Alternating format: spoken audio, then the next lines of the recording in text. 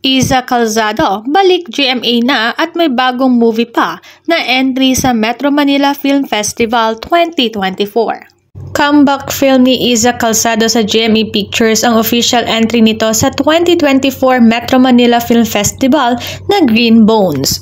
Sa naganap na media conference para sa Green Bones, nagpasalamat si Iza dahil sa special participation niya sa pelikulang may magandang mensahe para sa lahat ngayong Pasko.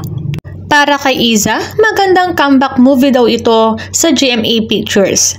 Hindi ko siya na-realize, sabi ni Miss Nessa Valdillon, GMA Pictures Executive Vice President and GMA Public Affairs First Vice President.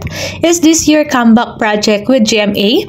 Hindi ko siya na-realize because when I read the script, I read it like a script of any other.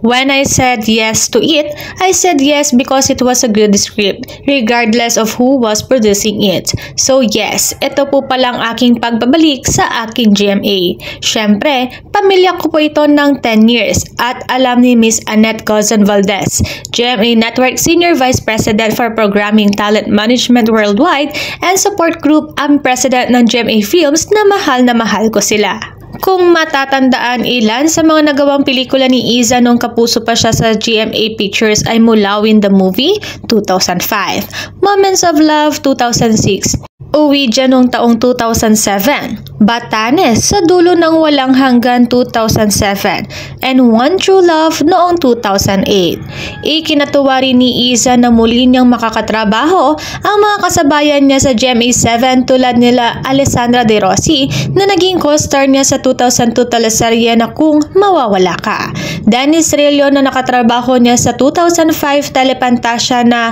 Etheria, ang ikalimang kaharian ng Encantadia, at Wendell Ramos na naging leading man niya sa 2009 teleserye na Kaya Kong Abutin ang Langit.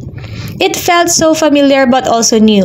Parang it brought me back to my 20s. Alam mo yun, sila pa rin yung nakikita ko. I look at to them and I thought to myself, wow, we've been through so much and we're still here. Thank you Lord, say ni Iza.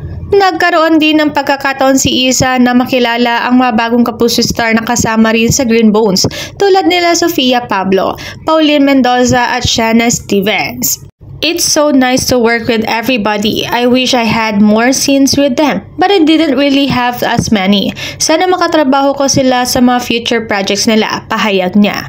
Huling nagawang teleserye sa GMA 7 ni Iza ay Beauty Queen in 2010. Gagawa na ba siya ulit ng teleserye sa Kapuso Network?